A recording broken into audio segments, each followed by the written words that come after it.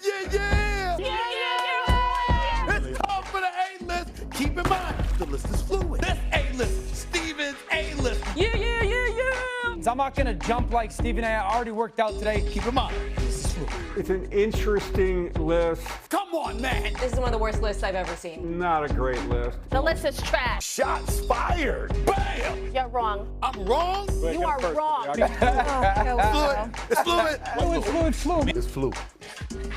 Fluid. The list is fluid. Don't let him feel good. Don't let him feel good. It's fluid. It doesn't absolve you from nonsense. Yeah. Now, the cool part about Stephen A's list is he set the bar so low for me, I actually can't mess it up. And most days, I don't get to do this because they text Dan first or email Dan first, and he obviously always wants to do the list. Now, we're going to talk about my 5 bounce-back teams, and we're going to start at 5, but I wanted this to be 1 because the Kansas City Chiefs are not going to bounce back next year. And I know, yes, they're the dynasty, and they have Andy Reid, but Patrick Mahomes just tore his ACL late in the season. And you know why he tore his ACL? Not because he was getting chased down, because he was carrying this team the entire season, and it finally broke the man. This is a team that has to refigure the way that they run offense. They have to find a way to protect their quarterback. And one of their best players, the long-standing Travis Kelce, he may not even be on the team next year, and Steve Spagnuolo has to figure it out. At number 4, I'm going Minnesota Vikings. And there's one reason, and one reason only there at 4. J.J. McCarthy. Is J.J. McCarthy the guy? Are you going to bring in somebody that can compete with him? Brian Flores is still doing his thing, but you can't expect the defense to keep doing that year after year after year. And are you going to get a running game? Jeremiah Love, anybody? The Minnesota Vikings need to figure out what they're going to do, because if they can't fix it at quarterback with Kevin O'Connell, who is supposed to be the quarterback whisperer, then we have trouble. At number 3 is going to be the Dallas Cowboys. I was going to put them at number 1 to just keep with the first take and get up theme because we always like to talk about them, but I'm not going to do it. They better sign George Pickens. That's number 1. And then you got to figure out a whole on the defensive side of the ball. Mike T, who's actually a super nice human, gave them an F on defense. He also gave them a bad cold because this team defensively absolutely stinks. And it's not Matt Eberflus's fault. He's trying to figure it out, but it just ain't working. At number 2, I'm going to go Washington Commanders. And it's really only for one reason. I truly believe in Jaden Daniels. I think Jaden Daniels is a difference maker. But this Jaden Daniels had been going for 2 straight years. He was trying to do it all. Run the ball, throw the ball, carry the team. They have to find him some help. Terry McLaurin, who sat out all of the preseason, wasn't healthy most of the time that he was actually playing. But this defense, woo! Lord, they got to fix it. And I know Dan Quinn did all that he could, but without fixing that defense, they might not rebound either. And at number 1, I'm going with the Detroit Lions.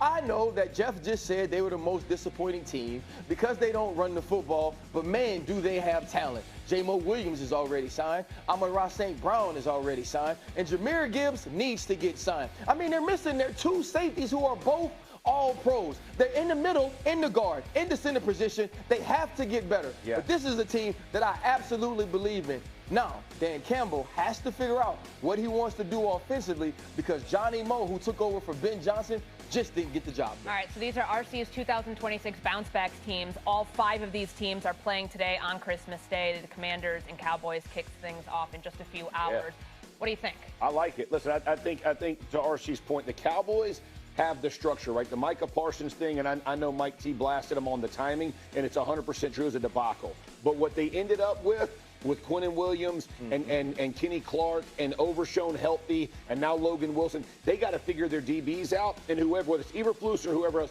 talent does matter, y'all. The Jimmies and Joes matter, and they got the Jimmies and Joes in the internal portion of that defense. So I would tell you, with Dak Prescott playing the way he's playing, and they signed Pickens, the offense will always take care of you. They got to get the defense. If they sign Pickens, I think that's Pickens is the deal for sure. You know what's interesting to me, guys? If you look at 1, 2, and 3.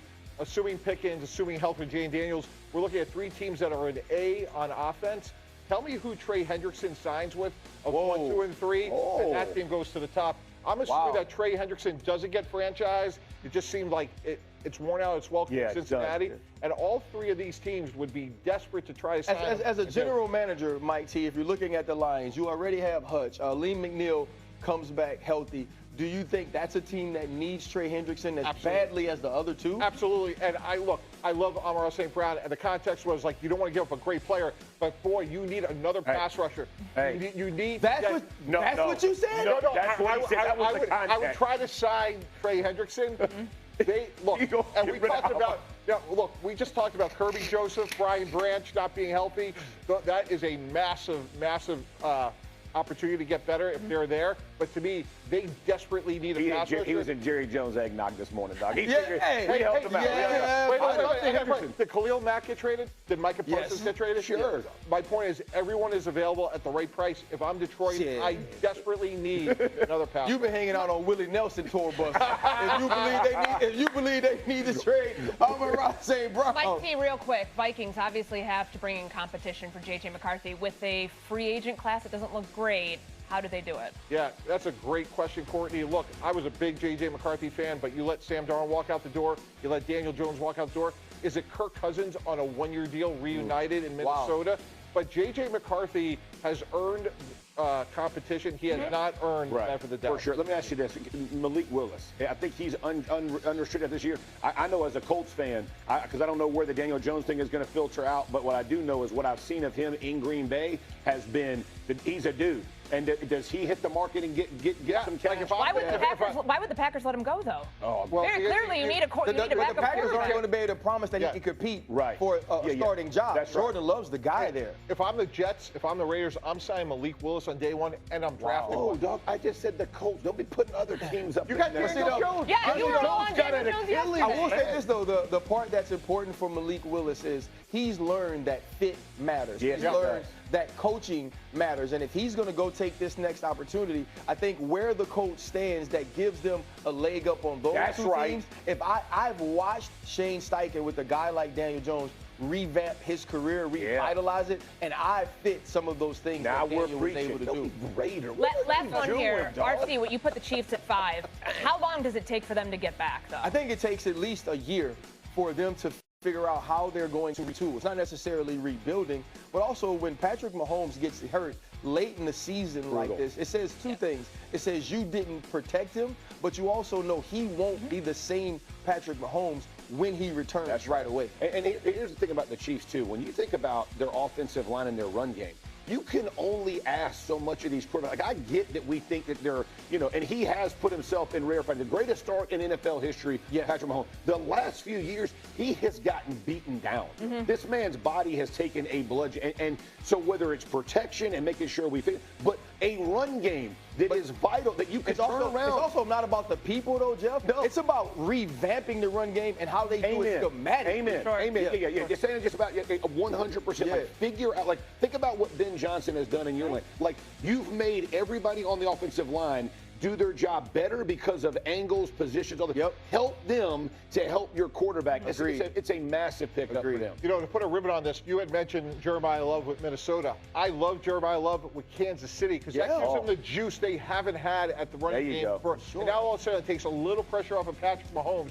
Because what we've learned over the years is you're not going to be the same guy from day one coming off of the ACL. And as a reminder, one of those teams is still alive in the postseason, just barely, the Lions, with an 8% chance. They've got to win today against the Vikings, and they've got to win out and need the Packers to lose. Let's go, Dan Campbell, make it happen. We'll see if they're able to do it. All right, coming up, is this the year the Knicks finally get to the NBA Finals? And what matchup are we most looking forward to with today's loaded Christmas NBA slate?